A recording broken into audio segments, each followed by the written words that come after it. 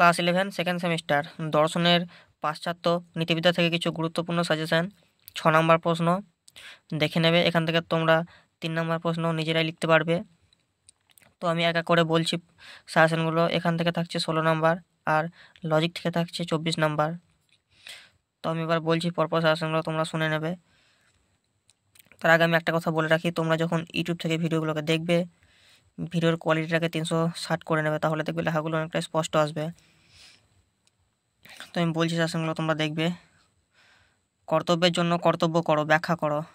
শর্তহীন আদেশ ও শর্তাধীন আদেশের পার্থক্য করো। কান্টের মতে শর্তহীন আদেশ ব্যাখ্যা করো।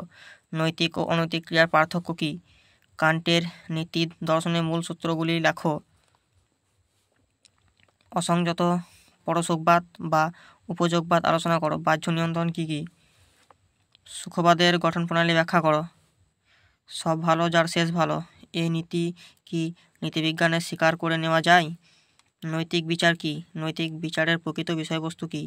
ব্যাখ্যা করো। ঐচ্ছিক ক্রিয়ার বিভিন্ন স্তরগুলি আলোচনা করো। নৈতিকতার স্বরূপ লেখো। বিভিন্ন প্রকার অনৈচ্ছিক ক্রিয়া অনৈতিক ক্রিয়া আলোচনা করো। উদ্দেশ্য ও অভিপ্রায়ের মধ্যে পার্থক্য ব্যাখ্যা করো।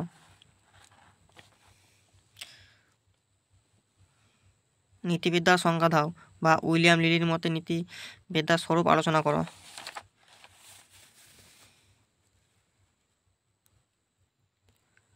ভারতীয় নীতিবিদ্যার স্বরূপ লেখো। যাবৎ জীবেত সুখং জীবেত, ঋণং কৃত্যং গীতং পিবেত। চারবাকদের এই উক্তিটির তাৎপর্য লেখো। চারবাক সুখবাদের স্বরূপ লেখো। বুদ্ধদেব নির্দেশিত অষ্টাঙ্গিক মার্গের ব্যাখ্যামূলক বিচার করো। এই 18টা যে প্রশ্ন আছে, 18টি এখান থেকে তোমরা কমন পাবে, একদম এখান থেকে তোমরা কমন পাবে। এবার আমি দুটো মডেল সেট দিচ্ছি, সেই সেট দুটো তোমরা একবার দেখে নেবে। দেখে নাও মডেল সেটটা। Set number 1, semester 2, full marks 40। যেমন লজিক থেকে থাকছে 24 নম্বর, আর এই পাশ্চাত্য নীতিবিদ্যা এখান থেকে থাকছে 16 নম্বর। দেখে নাও সেট নাম্বার 1। এবার সেট 2টা আমি আপনাকে দেখিয়ে দিচ্ছি। এটা হচ্ছে তোমাদের সেট 2, দেখে নেবে।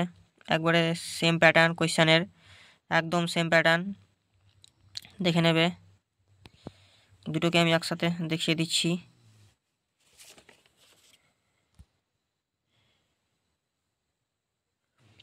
দেখো বন্ধুরা, তোমরা কেউ লাইক, শেয়ার, কমেন্ট এবং সাবস্ক্রাইব করছো না। সাবস্ক্রাইব তো একবারই করছো না, তাহলে ভিডিওতে একটা সাবস্ক্রাইব করে দেবে।